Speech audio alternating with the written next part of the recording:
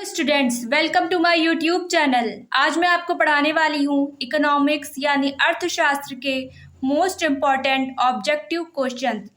तो आज का ये मेरा वीडियो आपके लिए बहुत इम्पॉर्टेंट होने वाला है, क्योंकि आज के वीडियो में मैं आपको इकोनॉमिक्स के बहुत ही महत्वपूर्ण क्वेश्चंस बताऊंगी। ये सारे ही क्वेश्चंस आप अगर किसी परीक्षा की तैयारी कर रहे हैं तो उसके लिए इम्पॉर्टेंट तो है ही, इसके साथ साथ अगर आप बीए कर रहे हैं तो आपके लिए भी ये इम्पॉर्टेंट है। बीए में चाहे आप फर्स्ट ईयर में हो या सेकेंड ईयर में या थर्ड ईयर में, ये आपके तीनों ईयर के लिए इम्पॉर्टेंट है, क्योंकि ये सारे क्वेश्चंस बहुत बेसिक हैं और ये पिछले कई वर्षों में परीक्षा में पूछे गए हैं और आगे भी इनकी संभावना है कि ये परीक्षा में पूछे जाएंगे।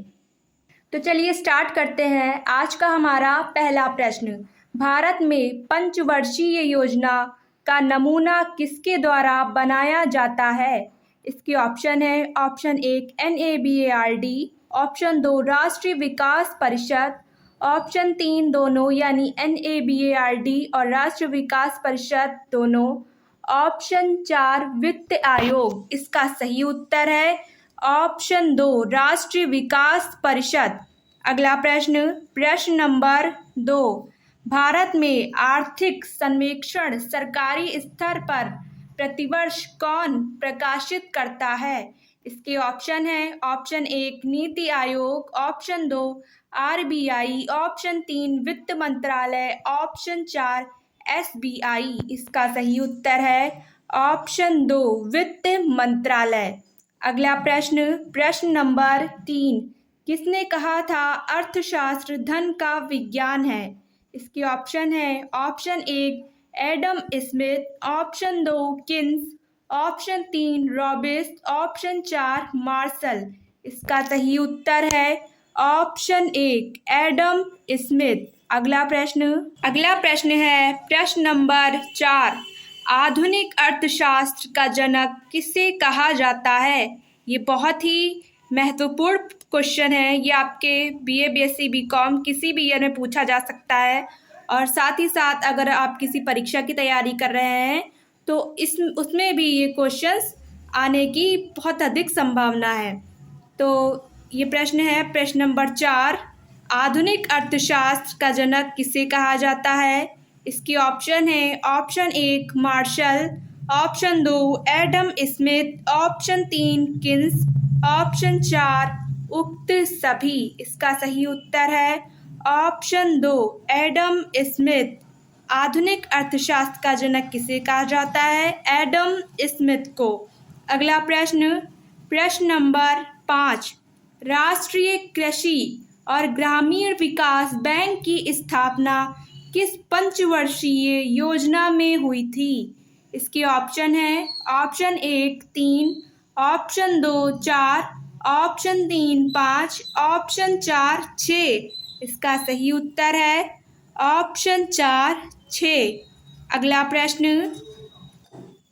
प्रश्न है प्रश्न नंबर 6, मानव विकास रिपोर्ट कौन सी संस्था जारी करती है? इसके ऑप्शन है, option 1 UNDP, option 2 WHO, option 3 IMF, option 4 world bank.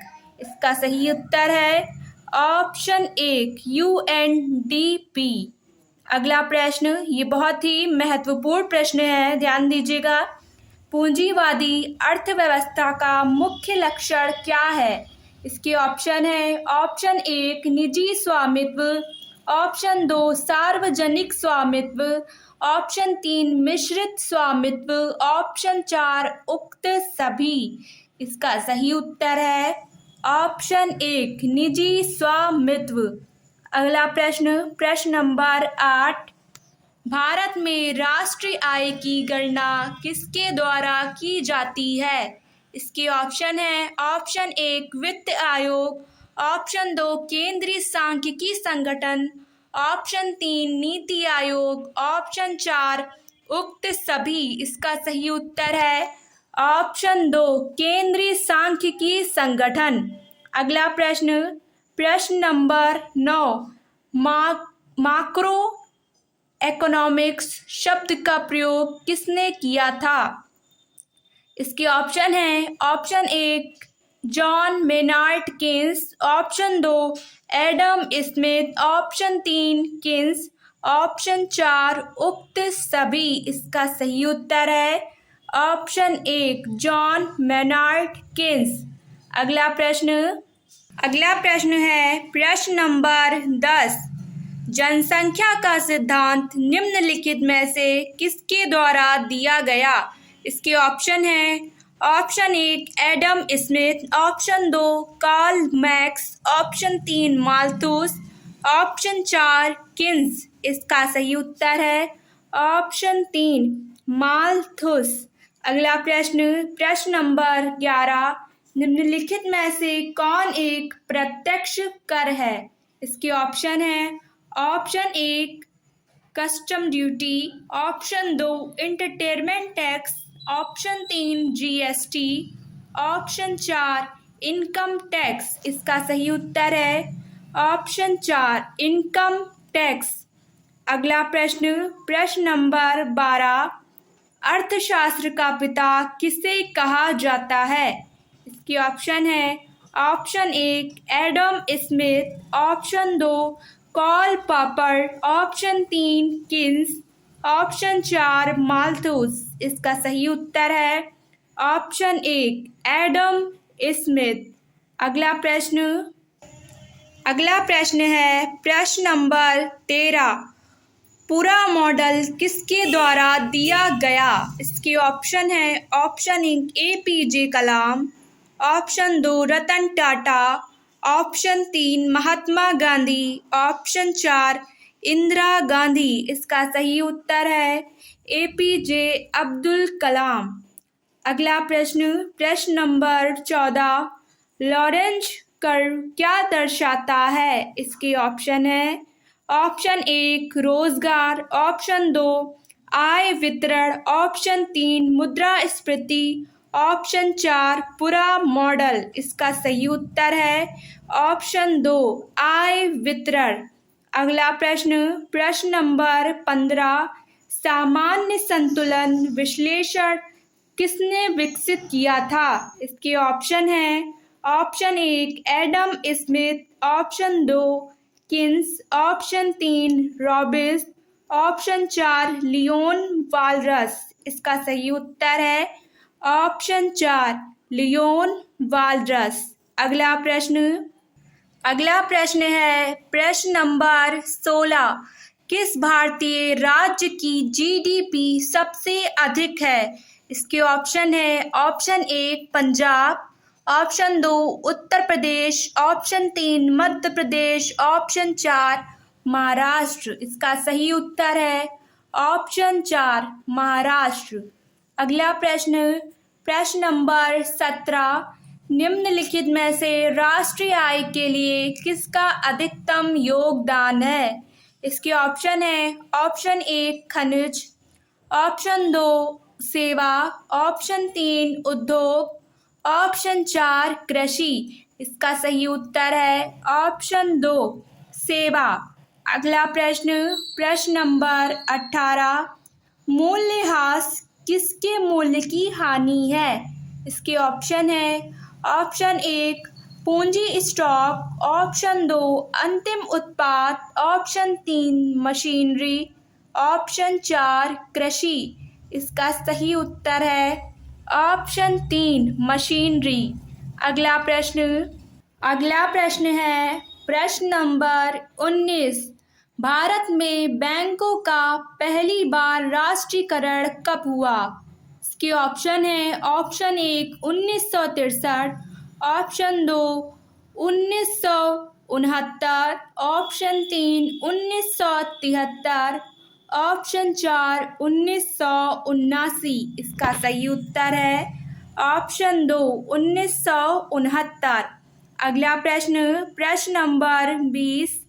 आंतरिक व्यापार किससे संबंधित है? इसके ऑप्शन है option 1 share market, option 2 trade sector, option 3 credit market, option 4 उक्त सभी। इसका सही उत्तर है ऑप्शन 1 शेयर मार्केट। अगला प्रश्न नंबर 21। पसच बंकन सप्लाई वक्र का संबंध किससे है? इसके ऑप्शन है ऑप्शन 1 पूंजी, ऑप्शन 2 श्रम, ऑप्शन 3 धन, ऑप्शन 4 माल सूची। इसका सही उत्तर है ऑप्शन 2 श्रम। अगला प्रश्न, प्रश्न नंबर 22, विश्वव्यापी मंदी किस वर्ष हुई? इसके ऑप्शन है ऑप्शन 1 1929, ऑप्शन 2 1931, ऑप्शन 3 1924, ऑप्शन 4 1935। इसका सही उत्तर है ऑप्शन 1 1929। अगला प्रश्न, प्रश्न नंबर 23, शुद्ध घरेलू उत्पाद एनडीपी प्राप्त किया जाता है। इसके ऑप्शन है ऑप्शन 1 जीडीपी डिप्रेशन, ऑप्शन 2 सकल घरेलू उत्पाद में मूल्य घटाकर, ऑप्शन 3 दोनों, ऑप्शन 4 इनमें से कोई नहीं। इसका सही उत्तर है ऑप्शन 2 सकल घरेलू उत्पाद में मूल्य घटाकर।